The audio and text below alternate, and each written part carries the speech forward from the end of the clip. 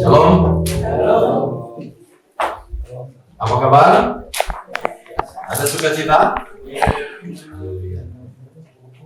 Sama-sama katakan kiri kanan, saya ada sukacita. Karena awal bulan. Biasanya kan awal bulan banyak yang mau berseri-seri ya. Tapi saya mengucap syukur cuma di GP Solo Gratia mau awal bulan, akhir bulan tetap berseri-seri. Ya, karena kita punya pengharapan di dalam Tuhan. Haleluya, puji Tuhan. Bapak Ibu Saudara sekalian, kita tadi pagi sudah bahas satu tema di mana kita memang menentukan di paruh tahun ya. Yang paruh kedua di tahun 2025 kita akan membahas banyak tentang kisah para rasul. Ya, jadi hari ini yang hadir pagi ya double porsi ya, karena temanya yang harus dibahas sama supaya jemaat yang hadir pagi, jemaat yang hadir sore sama-sama kita diberkati oleh Tuhan. Haleluya, puji Tuhan. Bapak Saudara sekalian, siapa di sini yang pernah kenal pelaut? Ya maksudnya kerjanya di laut ya, entah kayak itu tentara angkatan laut atau orang-orang yang kerja di laut, seperti orang kerja di kapal ya, kapal pesiar, kapal warang. Ada yang tahu? Ada yang pernah punya teman atau punya kenalan angkatan laut? Nggak ada. Bahkan ada yang punya papa angkatan laut ya. Angkatan laut ada juga yang punya papa kapten kapal. Ya. Kira-kira kalau mereka kerja pulangnya berapa lama satu kali? Wah, ada yang 6 bulan sekali, ada yang setahun sekali, ya kan? Wah, itu sesuatu yang luar biasa ya. Kita salut dengan istrinya pelaut ya. Bisa bersabar menanti ya katanya. Saya juga pernah punya teman Bapak Saudara sekalian pelaut ya. Dan mereka yang luar biasa kalau mereka pergi melaut bekerja, ada yang kerja di Hawaii, ada yang kerja di mana gitu ya. Mereka tuh pulangnya bisa 2 tahun sekali, 3 tahun sekali. Jadi kalau pulang memang bawa uang yang banyak, ya. Kira-kira saya mau tanya ya, biasanya yang membuat istri pelaut itu bertahan untuk nunggu kira-kira apa? Wah, karena uangnya. Enggak juga kali ya. Ya. Jadi bisa menunggu berminggu-minggu, berbulan-bulan, ya. Wah, kalau ibu gembala itu udah tahan kalau saya ditinggal. Kalau saya tinggal dia. Ya, baru tinggal sehari sudah telepon. Waduh. Itu alasannya kenapa, Bapak Saudara sekalian? Kenapa kok susah kalau menunggu? Ya. Biasanya itu kalau saling cinta, wah itu nggak bisa ditinggal lama-lama, betul? Kalau nggak cinta, wis biarpun pergi lama, wis nggak usah balik, nggak apa-apa. Biasanya ada orang-orang ngomong seperti itu, nggak usah balik, apa-apalah, ya kan? Yang penting duitnya dikirim. Ya itu, tapi tidak semua ya. Tapi saya salut, ya. Apalagi almarhum ya, Pak Yosi ya, luar biasa Pak Balo itu. Setiap kali pergi melaut, istrinya hamil, balik-balik sudah melahirkan gitu ya. Berangkat lagi, hamil lagi gitu, balik melahirkan lagi sampai 12 atau 13 ya. 11. Luar biasa. Oke, saya kagum ya, luar biasa. Ada ibu-ibu, ada orang-orang yang sabar itu menanti. Luar biasa. Nah, hari ini ya saudara sekalian kita juga akan belajar tentang bagaimana sebuah penantian. Dan penantian akhirnya berujung kepada hal-hal yang luar biasa karena tema khotbah kita hari ini berbicara tentang ruang tunggu ya, waiting room. Di mana ada hal-hal yang terjadi di ruang tunggu. Siapa di sini yang pernah datang di satu tempat masuk di ruang tunggu? Misalnya di mana, di kayak mall pelayanan publik kah, atau mungkin kita mau ikut apa gitu, mendaftar, terus kemudian kita disuruh tunggu di ruang tunggu. Ada yang pernah? Pernah ya? Bapak Ibu saudara sekalian perhatikan nggak wajah-wajah orang yang ada di ruang tunggu? Gimana wajah-wajah yang di ruang tunggu? Kalau tadi pagi sudah kita bahas. Kalau zaman sekarang enak, ya. Zaman sekarang enak. Kenapa? Di ruang tunggu itu orang nggak peduli. Kenapa? Karena masing-masing buka HP, masing-masing kalau nunggu. Tapi kalau zaman dulu kan belum ada HP, waduh luar biasa. Mau ngapain ya kalau nunggu? Akhirnya bosen nunggu dan bawaannya itu emosi. Betul? Apalagi kalau ada yang nunggu, ya. Bahkan pernah saya itu waktu masih jualan. Ya kebetulan ada adik saya juga datang waktu itu kita sama-sama jualan. Nah kebetulan jualan kita rame. Yang nunggu itu pagi-pagi mau berangkat kerja, maunya kan sama-sama dilayani, emosi. Itu ketika ada banyak yang antri pas saya yang jaga jualan, tiba-tiba ada ibu satu ternyata angkatan laut. Dia itu sudah nunggu lebih lama, terus kemudian saya layani yang lain, saya dimaki-maki. Apa ini saya sudah dari tadi nunggu, tidak dilayani, malah orang lain yang dilayani. Wah, saya dimaki-maki. Cerita akhirnya dia malu waktu tahu saya pendeta. Besoknya dia datang minta maaf Pak Pendeta ya, saya kemarin emosi.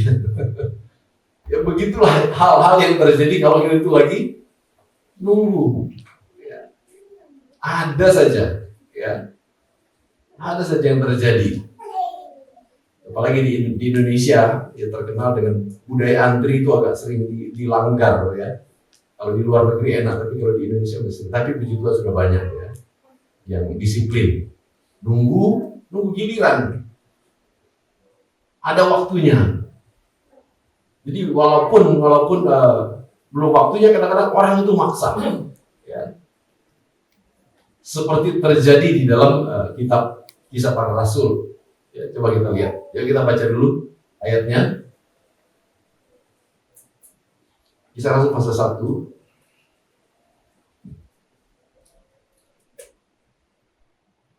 Yuk baca sama-sama sampai 8. 2, 3. Hai Theophilus, dalam bukuku yang pertama aku menulis tentang segala sesuatu yang dikerjakan dan diajarkan Yesus. Sampai pada hari ia terangkat, sebelum itu ia telah memberi perintah. Perintahnya oleh Roh Kudus kepada rasul-rasul yang dipilihnya. Kepada mereka ia menunjukkan dirinya setelah penderitaannya selesai, dan dengan banyak tanda ia membuktikan bahwa ia hidup. Sebab selama 40 hari ia berulang-ulang menampakkan diri dan berbicara kepada mereka tentang kerajaan Allah. Pada suatu hari ketika ia makan bersama-sama dengan mereka, ia melarang mereka meninggalkan Yerusalem dan menyuruh mereka tinggal di situ menantikan janji Bapa. Yang demikian katanya, telah kamu dengar daripadaku. Sebab Yohanes membaptis dengan air, tetapi tidak lama lagi kamu akan dibaptis dengan Roh Kudus. Maka bertanyalah mereka yang berkumpul di situ, Tuhan, maukah engkau pada masa ini memulihkan kerajaan bagi Israel? Jawabnya, engkau tidak perlu mengetahui masa dan waktu yang ditetapkan Bapa sendiri menurut kuasanya. Tapi kamu akan menerima kuasa kalau Roh Kudus turun ke atas kamu, dan kamu akan menjadi saksiku di Yerusalem dan di seluruh Yudea dan Samaria dan sampai ke ujung bumi. Ya, coba tampilkan lagi ayat yang ke-6. Ya sebelum kita masuk ya, Bapak Sosial lihat. Murid-murid ini maunya cepat, ya kan? Murid-murid itu maunya instan. Mereka bertanya apa? Tuhan, maukah engkau pada masa ini, waduh, maunya sekarang, ya kan? Pada masa ini memulihkan kerajaan bagi Israel, karena mereka berpikir bahwa Yesus itu sebagai seorang raja secara politik. Maunya supaya bangsa Israel itu pulih karena kehadiran seorang raja, ya. Tapi ternyata pikiran Yesus tidak seperti itu. Maunya hari ini, maunya sekarang. Nah, tapi Yesus bilang bahwa tidak usah bingung masalah waktu, ya, tidak usah bingung untuk hal-hal yang tidak perlu kamu pikirkan, tapi kamu akan menerima kuasa, kata firman Tuhan. Jadi kita lihat, bahwa ternyata memang dari dulu ya, manusia itu maunya kesusu, manusia itu maunya buru-buru, maunya didulukan, ya, nggak mau sabar menunggu giliran. Ada waktunya, saudara sekalian ya. Makanya hari ini yang akan kita bahas ruang tunggu. Sama-sama katakan ruang tunggu. Ya.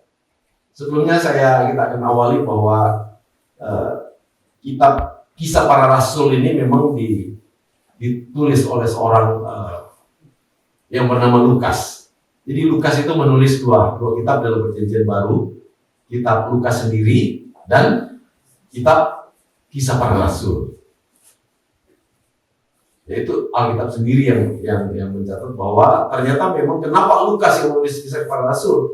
Karena Lukas itu yang menyaksikan dengan mata kepalanya sendiri bagaimana pelayanan rasul-rasul, karena dia adalah rekan sekerja Rasul Paulus, di mana Paulus melayani juga dia pernah ada di sana sehingga dia mengerti betul.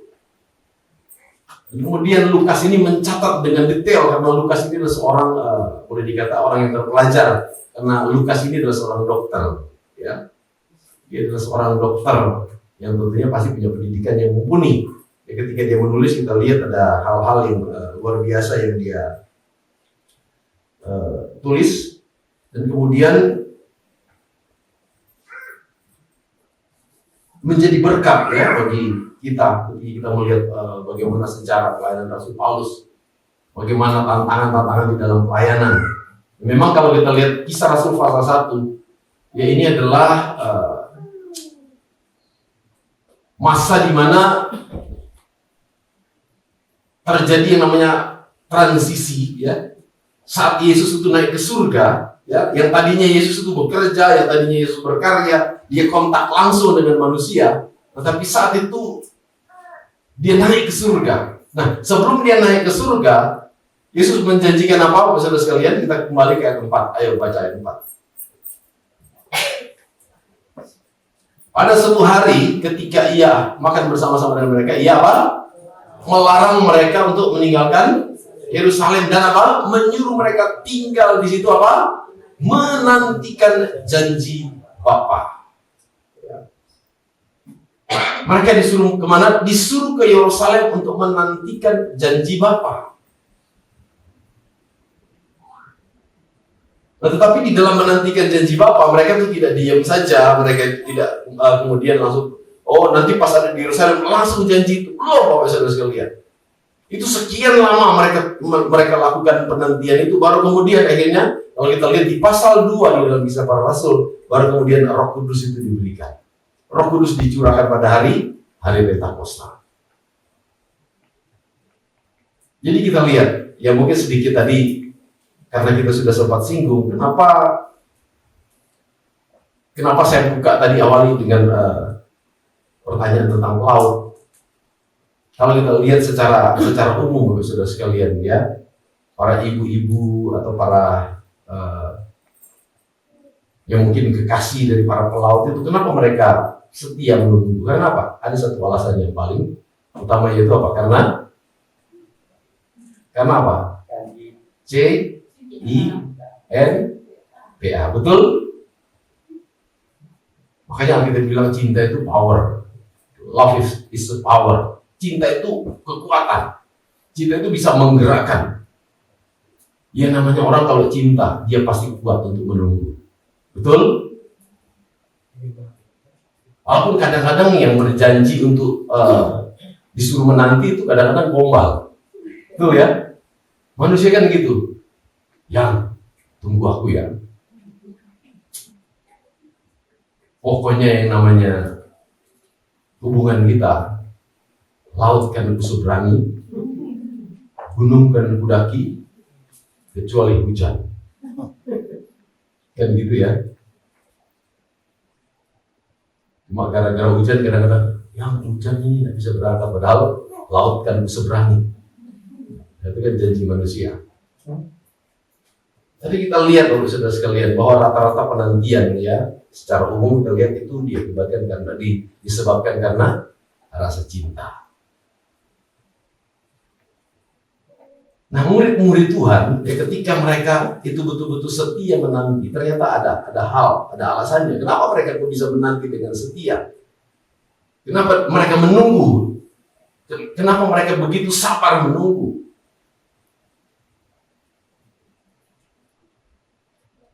Karena ada alasannya, Bapak Saudara sekalian. Tadi pagi sudah kita bahas bahwa awalnya murid-murid Tuhan, ya, mereka itu waktu belum sadar, waktu belum, bahasa Jermannya mudeng, ya, waktu mereka belum sadar bahwa Tuhan itu kalau berjanji itu pasti menepati. Murid-murid itu cenderung mereka itu tidak seringkali mengabaikan apa yang Yesus suruh mereka lakukan. Akan ketika Yesus mengajar, saudara sekalian, ketika Yesus mengajar, mereka itu tidak bisa mengerti. Dan ketika mereka tidak mengerti, yang membuat mereka akhirnya tidak setia kepada Tuhan. Mereka tidak setia. Gara-gara mereka nggak mengerti. Coba kita lihat. Kita lihat ayatnya, ya, di dalam Injil Yohanes pasal yang ke-16 ayat 18. Coba kita lihat. Injil Yohanes pasal 16 ayat 18.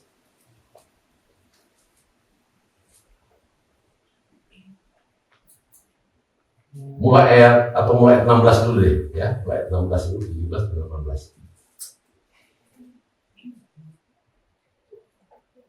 Oke.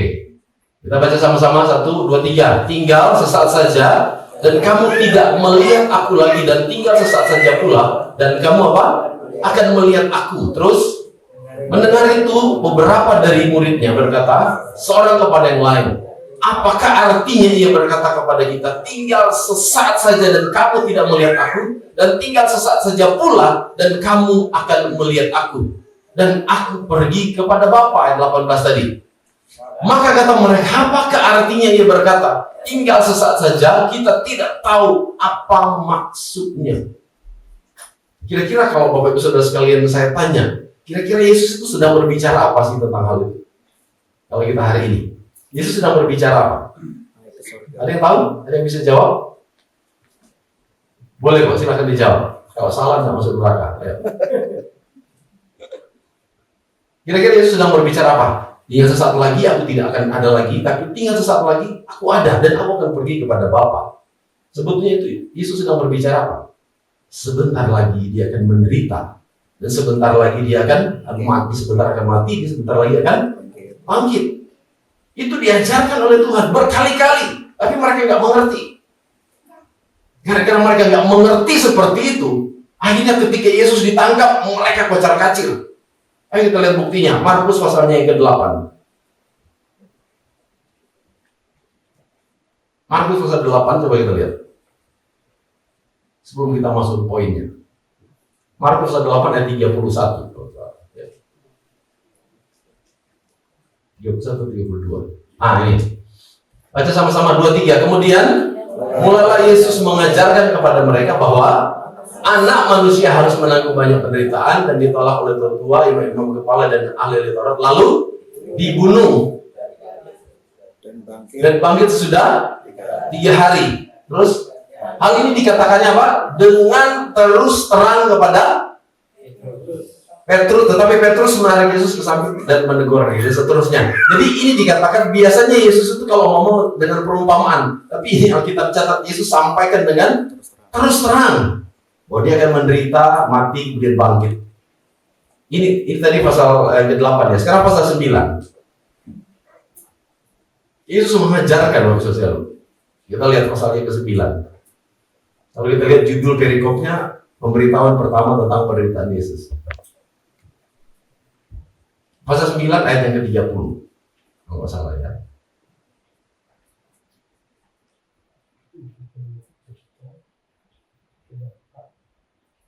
Ini ayat berapa nih? 30. Coba 31.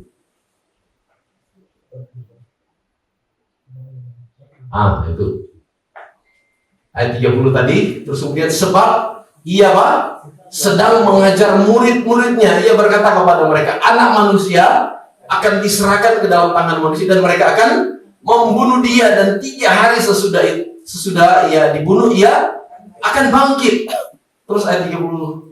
Mereka tidak mengerti perkataan itu, namun mereka segan menanyakan kepadanya. Jadi mengajarkan lagi, Bapak Saudara. Yesus mengajarkan lagi, tapi mereka tidak mengerti. Ya, sekarang pasal 10.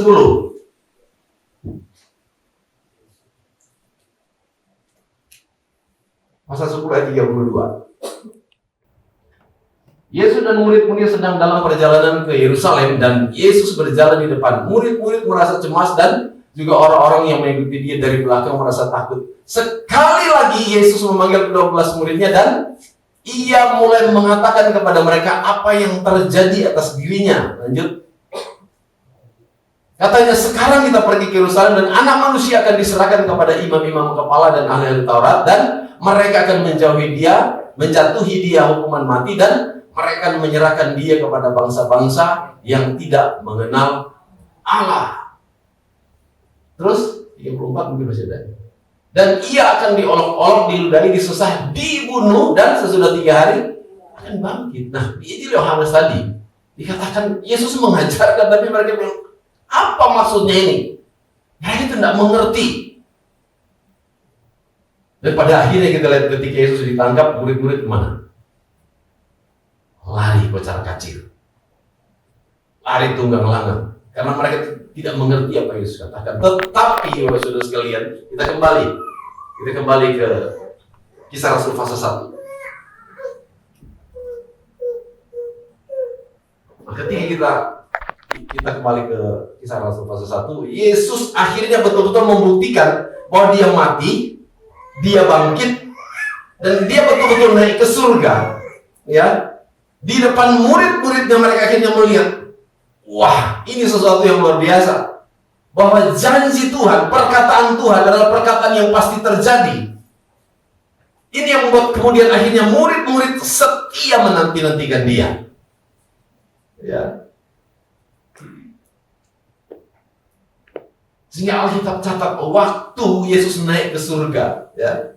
Waktu Yesus terangkat ke surga, coba kita lihat mungkin di ayat selanjutnya, dia tentang Yesus naik ke surga, ayat 11 kalau nggak salah, di Kisah Rasul pasal 1.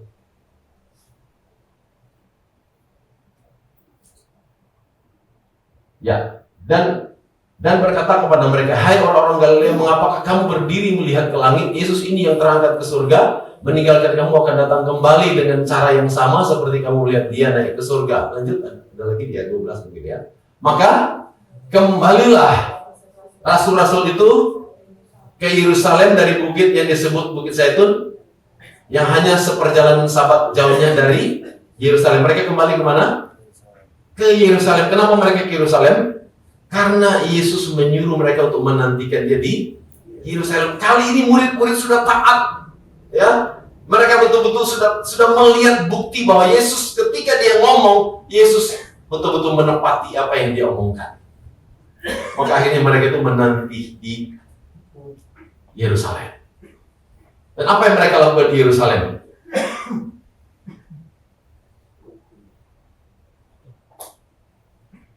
Terus mungkin, nah, mereka semua bertekun dengan sehati dalam doa bersama-sama, dan beberapa perempuan serta Maria ibu Yesus dan dengan saudara-saudara Yesus. Lanjut. Oh ya, mungkin sampai di situ dulu. Akhirnya mereka itu betul-betul ada di dalam sebuah persekutuan. Di dalam persekutuan itulah terjadi yang namanya ruang tunggu. Mereka menanti. Mereka bersama-sama menunggu bagaimana janji Bapa itu betul-betul akan dicurahkan. Janji Tuhan tentang kedatangan Roh Kudus itu betul-betul terjadi. Mereka menunggu. Saya ada mencatat beberapa hal di sini, mungkin bisa ditampilkan. Kita masuk ke PowerPoint-nya. Apa yang dimaksud dengan menanti, saudara sekalian? Ya. Kenapa murid-murid itu betul-betul menantikan Tuhan? Karena yang pertama apa? Karena yang mereka nantikan adalah sesuatu yang layak untuk dinanti. Tadi juga sudah kita bahas. Kira-kira kalau Bapak Ibu Saudara sekalian menunggu sesuatu yang kita anggap tidak berharga, bertahan nggak kita menunggu? Hah? Bisa bertahan? Nggak mungkin. Nggak apa-apa, nggak dapat, nggak apa-apa. Tetapi kalau itu sesuatu yang berharga, ya misalnya kita disuruh antri. Ayo antri, 3.000 orang. Tapi kita harap kita antri karena kita akan mendapat uang 15 miliar, 3.000 orang. Siap menunggu? Iya. Hah? Siap dong? Iya. Kenapa kok siap menunggu?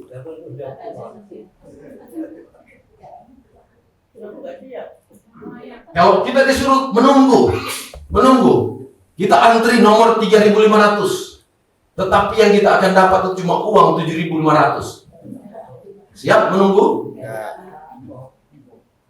Mau, ya kan? Kenapa nggak mau? Nggak sesuai, nggak layak. Nah, yang Yesus janjikan, firman Tuhan bilang apa? Roh Kudus. Alkitab katakan bahwa Roh Kudus itu akan membuat kita itu bisa punya hikmat, kita tuh bisa dituntun ke dalam jalan kebenaran. Bahkan Roh Kudus itu akan menuntun kita untuk mengerti dan berani kita bisa mengaku bahwa Yesus itu Tuhan. Artinya Roh Kudus itu akan membuat kita paham bahwa ternyata Yesus itu Tuhan dan Dia yang bisa menyelamatkan kita. Layak dinanti Roh Kudus itu? Layak. Layak dinanti. Makanya kenapa murid-murid Yesus itu akhirnya mereka betul-betul bersabar menunggu. Mereka bersabar. Karena sesuatu yang mereka tunggu adalah layak untuk dinanti. Amin. Saudara, apa yang sedang kita nantikan hari-hari ini? Apa yang sedang kita nanti? Siapa yang sedang menantikan duit? Tuhan, saya ini mau bayar utang Tuhan, jadi saya betul-betul menanti.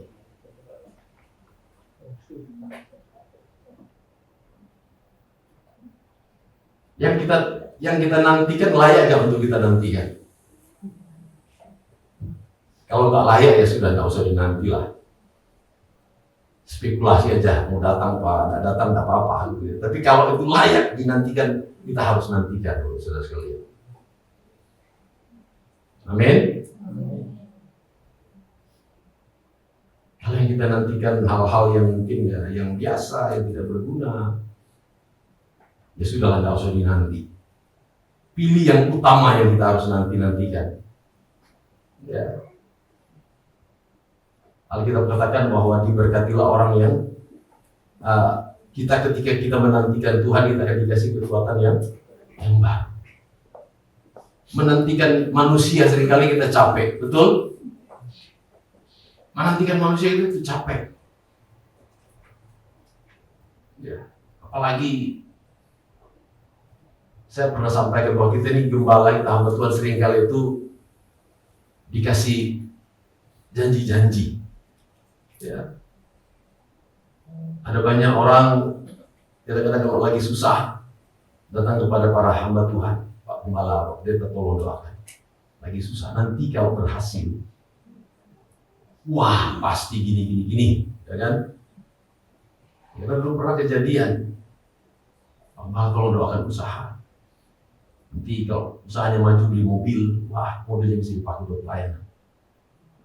Benar terjadi, saudara sekalian. Giliran dikasih mobil, tidak kelihatan di gereja. Loh, kok kelihatan? Iya, anak-anak minta jalan-jalan.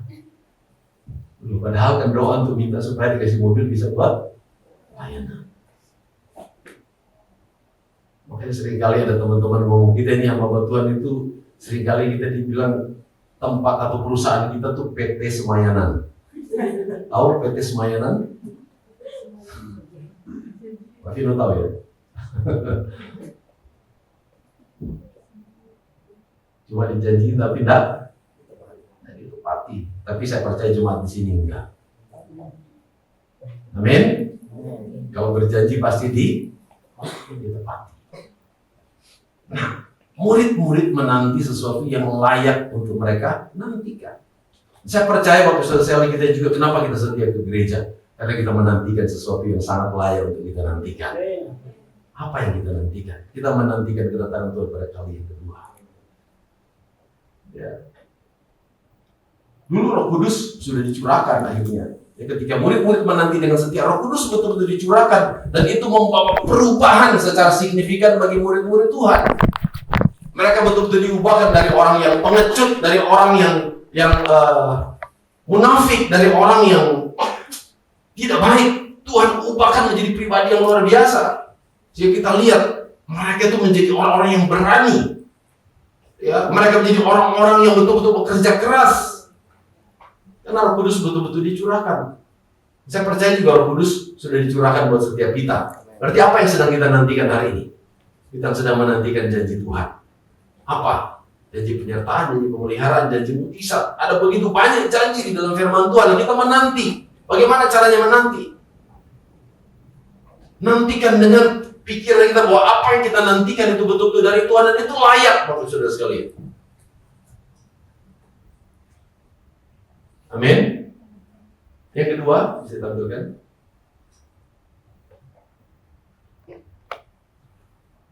Nah, jadi setelah kita merasa bahwa sesuatu yang kita nantikan itu layak, nah jangan sampai akhirnya kita tuh punya sikap yang gampang menyerah. Kalau hari ini belum dijawab, kita sudah tak menanti. Makanya ada beberapa hamba Tuhan yang seringkali mengkhotbahkan katakan bahwa kita tuh harus berdoa. Dan ada yang pakai istilah PUSH. Tahu ya, kita sudah pernah bahas. Push. Apa itu? Pray until something happen, atau berdoa sampai sesuatu terjadi. Jadi kalau sesuatu yang kita tahu bahwa itu layak dan kita butuh, harus kita doakan dengan penuh keyakinan. Jangan gampang menyerah.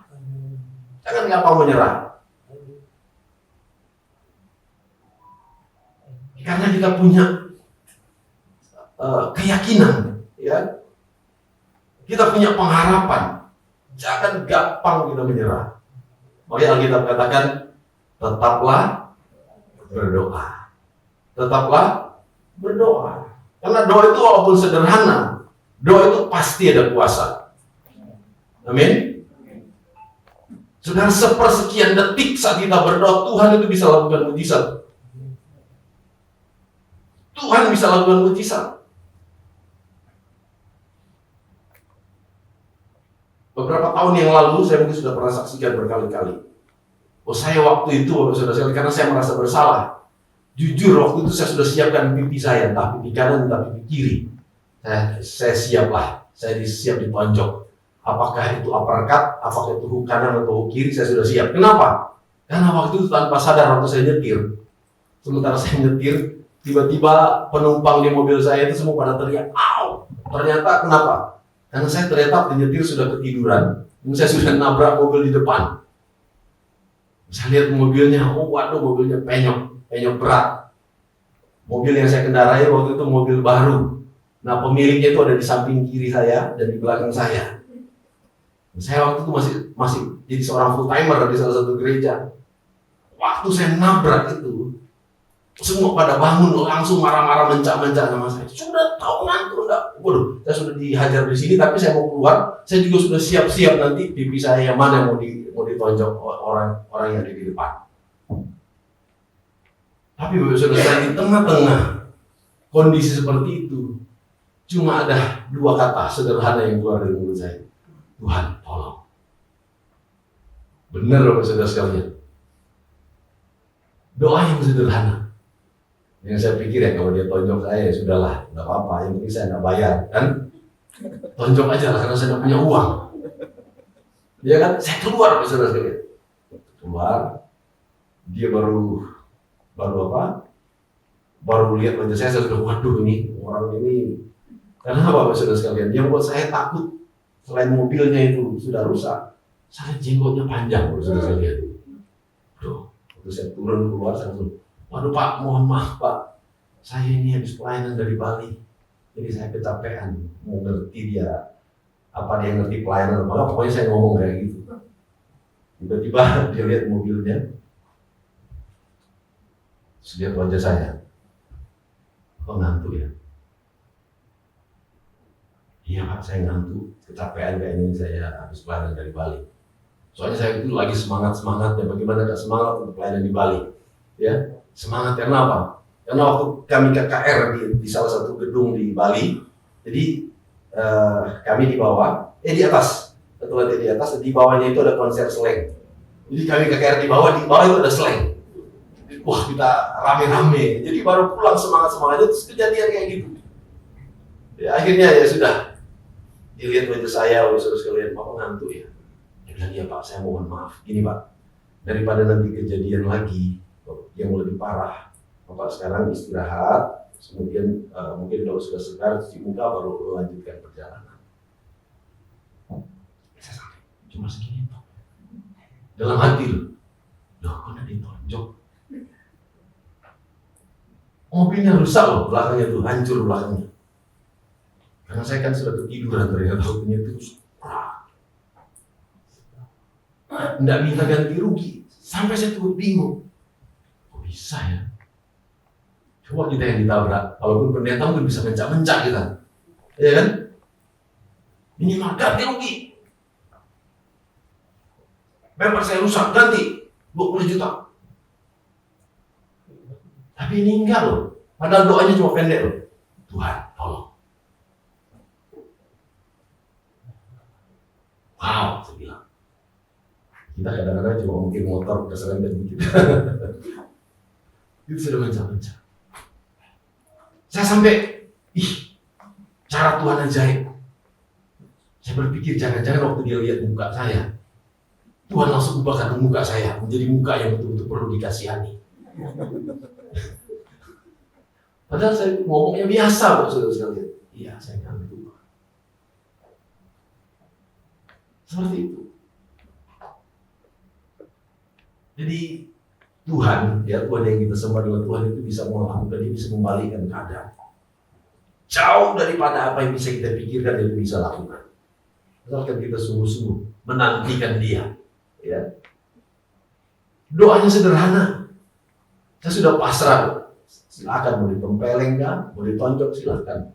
Saya tidak punya uang mau ganti kok. Tapi ternyata enggak. Tuhan itu bekerja luar biasa. Cuma ngomong gitu. Bapak istirahat dulu, tapi setelah segar, baru kemudian Bapak lanjutkan perjalanan. Ya. Waktu kejadian itu, saya ratu masih ada di dalam perut.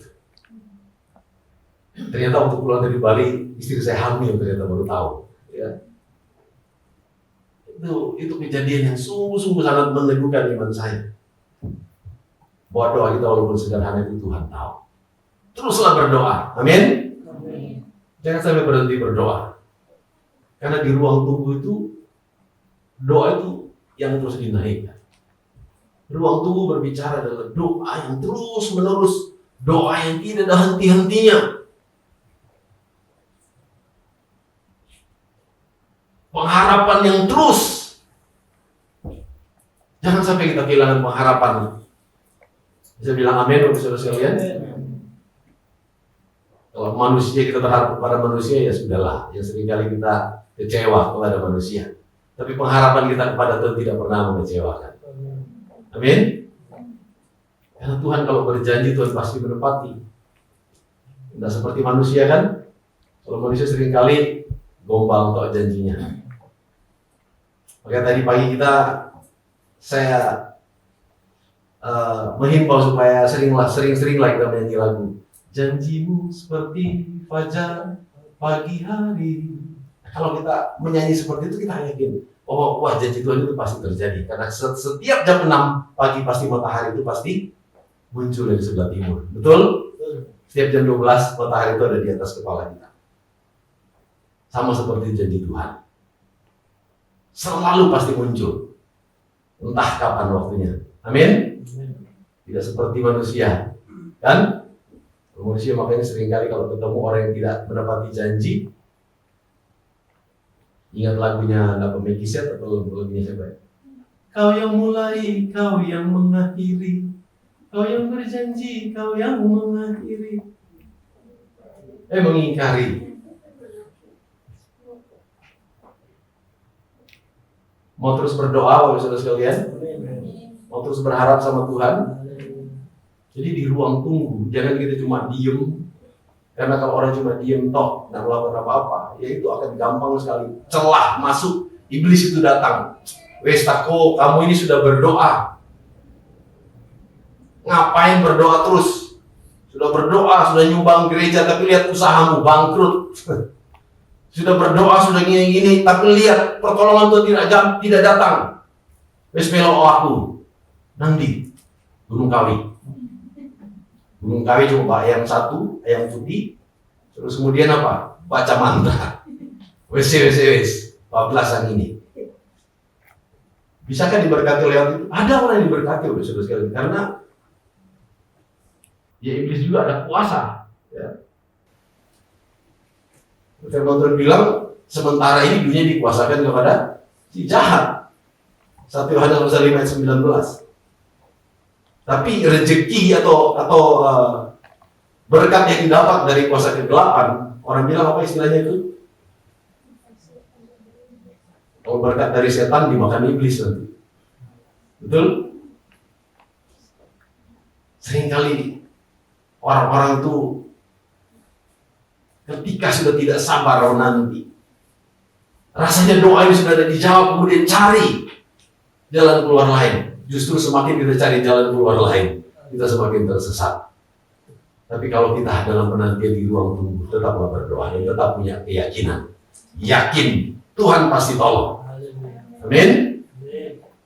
Tuhan sudah umur saat ini kok belum ada yang naksir aku Tuhan. Tapi di sini nggak ada ya. Tuhan umur saat ini kira-kira masih bisa laku nggak saya ya?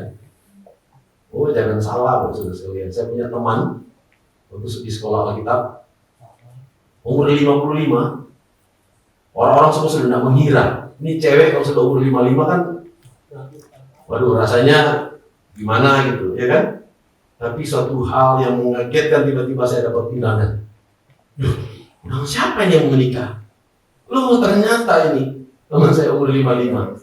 Dan orang itu kalau manggil dia, maaf di sekolah Alkitab, tek. Nah, jadi orang tuh manggil dia seperti itu. Karena dianggap apa? Dianggap tidak cantik. Ternyata itu bisa menikah dan saya lihat, waduh, calon suaminya ganteng. Nanti kalau mau lihat nanti saya lihat kan sosial medianya, lihat ganteng apa enggak. Ganteng loh sudah saya lihat. Cewek umur 55, dia dapat cowok ganteng. Jadi tidak ada yang mustahil bagi Tuhan. Amin. Makanya kita harus tetap punya keyakinan. Di ruang tunggu itu harus punya keyakinan. Yang ketiga, cepat sekali ya. Nah, di ruang tunggulah iman itu akan mengalami yang namanya ujian. Kita akan diuji. Ya. Mau ujian itu beda-beda, ya. Jangan pernah merasa bahwa saya harus sama dengan ini ujiannya. Ujian itu beda-beda, tergantung kadar kemampuan kita. Karena firman Tuhan bilang, pencobaan yang kita alami adalah pencobaan yang biasa yang tidak melebihi kekuatan kita. Artinya kalau kita di dalam ujian, dalam pencobaan, sebetulnya Bapak Saudara sekalian tidak ada yang boleh jatuh, tidak ada yang boleh kalah. Karena apa? Karena ternyata ujian yang Tuhan berikan, yang Tuhan izinkan, itu tidak melebihi kekuatan kita. Cuma masalahnya kita punya mental. Seperti bangsa Israel ketika mereka diperbudak di Mesir, mereka punya mental budak, mental hamba. Belum berperang sudah kalah. Tapi jadi anak Tuhan kita harus punya mental pemenang. Makanya tadi lagu-lagu ini menjadikan apa? Tuhan memberi kita kemenangan. Iman itu harus teruji. Karena kalau tidak teruji, ya susah loh saudara sekalian. Karena anak Tuhan, firman Tuhan katakan dalam 2 Petrus pasal 1 ayat 5, bahwa iman kita itu harus ditambah dengan yang namanya kebajikan. Iman itu harus kebajikan ditambah dengan pengetahuan.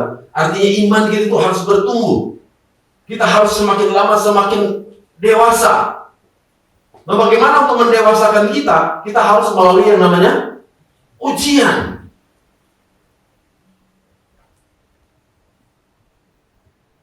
Kalau kita tidak melewati ujian, saudara 50 tahun tetap kelas 1.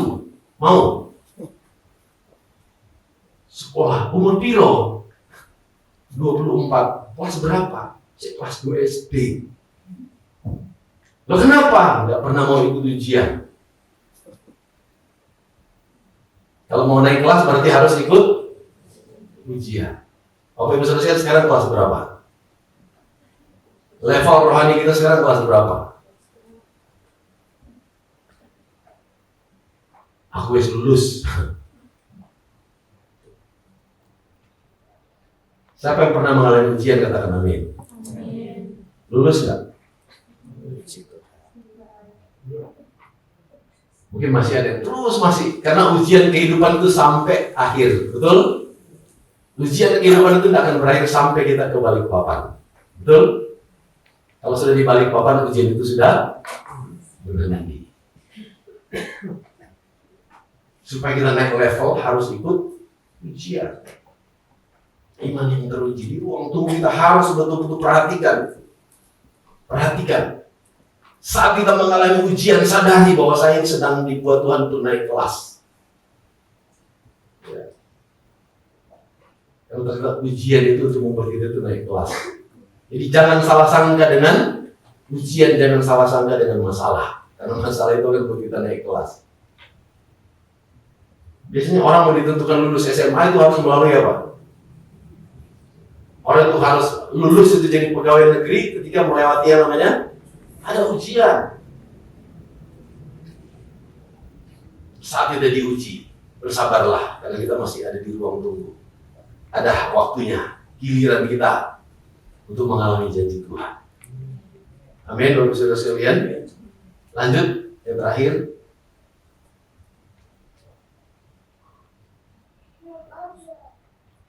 Oh sudah ya. Saya mau ikut Pak siapa kemarin? Pak Yusman ya. Amin. Berarti sudah amin. Bukan begitu, saudara. Jadi begini. Firman Tuhan bilang, ya kalau kita tidak pernah, ya kalau kita tidak pernah menabur, jangan pernah berharap untuk apa? Menuai. Ya. Kalau orang tidak mau, ya karena di dalam firman Tuhan itu terdiri dari dua hal. Di dalam firman Tuhan itu terdiri dari dua hal. Perintah, kemudian janji. Ya. Kalau orang tidak mau taat perintah, jangan berharap untuk mengalami janji.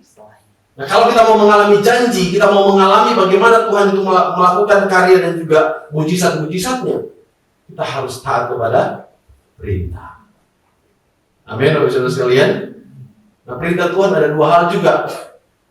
Jangan melakukan ini, ada juga suruh melakukan ini. Artinya ada larangan, ada perintah. Nah, kalau kita mau mengalami janji Tuhan, firman Tuhan dari pagi itu sudah kita bahas. Kita harus menjauhi yang namanya larangan. Yang dilarang jangan dilakukan. Bapak Ibu Saudara, saya coba sebutkan salah satu. Apa yang dilarang Tuhan? Dusta, bohong, itu sama saja ya. Apalagi iri hati, sombong. Waktu itu kita sudah pernah bahas ya di kaum muda. Nggak boleh sombong kita karena Tuhan paling benci dengan kesombongan. Ya. Ada orang ketika kaya sombong, waduh, padahal kekayaan itu cuma sedikit oleh Tuhan itu bisa habis. Ada yang merasa ganteng, wah sombong. Nggak merasa yang lain tidak ganteng, dia ganteng sendiri, wah sombong. Atau ada yang merasa paling cantik sendiri, sombong. Jangan sombong dia dapat cuma korek saraf dikit itu bisa mulai masuk ini bisa. Nggak boleh sombong-sombong. Betul? Kan semua yang ada di bagian tubuh ini kita kan Tuhan yang mengendalikan. Betul? Jangan sombong. Semua disentuh sedikit sama Tuhan, tidak bisa fatal. Tidak boleh ada sombong. Jadi semua yang dilarang Tuhan itu tidak boleh dilakukan. Justru yang disuruh Tuhan itu yang harus apa yang Tuhan perintahkan buat kita, saudara sekalian. Kasihlah Tuhan Allahmu dengan segenap hatimu, kekuatanmu, kalbudimu. Kasihlah juga sesamamu manusia seperti dirimu sendiri. Itu hukum yang paling utama. Artinya kalau kita mengasihi berarti harus mengampuni. Tapi banyak orang yang susah mengampuni. Padahal itu perintah Tuhan. Betul? Bolak-balik saya ngomong di dalam kekristenan, ya, atau kita bahas dulu di dalam semboyan bangsa kita bahwa NKRI itu harga mati, kita harus jaga keutuhan. Tapi bagi kekristenan mengampuni itu harga. Bolehkah kita tidak mengampuni? Alkitab bilang apa? Kalau kita tidak mengampuni, kita tidak diampuni. Padahal orang Kristen tahu itu, tapi masih banyak yang tidak mengampuni. Tidak peduli. Wis pokoknya enggak ampuni. Padahal justru kita menyakitkan hati Tuhan. Bagaimana kita mau menanti janji Tuhan kalau kita punya prinsip seperti itu? Jauhi larangannya dan lakukan perintah. Kalau kita sedang di ruang tunggu kan harus taat, antri. Tidak boleh keluar dari barisan, ya tidak boleh. Ada waktu yang maju, ya maju. Kalau Tuhan suruh jalan. Kalau Tuhan suruh stop, ya stop. Akhirnya kita akan tiba di giliran. Wah, giliran saya sekarang yang lebih jadi Tuhan. Saat kita sudah ada di depan dan kemudian sudah giliran kita, baru kita tahu. Wah, ternyata Tuhan itu luar biasa. Mau mengalami janji Tuhan, Bapak Saudara sekalian? Kita sekali lagi saya katakan bahwa kita jadi anak Tuhan. Jangan stop bangga kalau kita sudah tahu janji Tuhan. Perlu kita tahu. Tapi jadi anak Tuhan itu harus mengalami janji Tuhan, bukan cuma tahu janji Tuhan. Sama-sama katakan harus mengalami janji Tuhan. Bukan cuma tahu, bukan cuma mengerti janji Tuhan. Kalau mau mengalami janji Tuhan, yuk kita masuk di ruang tunggu. Dengan cara apa tadi? Yakin bahwa kita bisa mendapat. Yang kita nantikan itu layak untuk kita nantikan. Amin. Dan harus melewati ujian, apapun itu, lewati ujian. Karena pada akhirnya kita akan lulus. Jadi kita akan mengalami janji Tuhan. Mesti juga katakan amin. Mari sama-sama kita tunduk kepala. Kita bersyukur kepada Tuhan.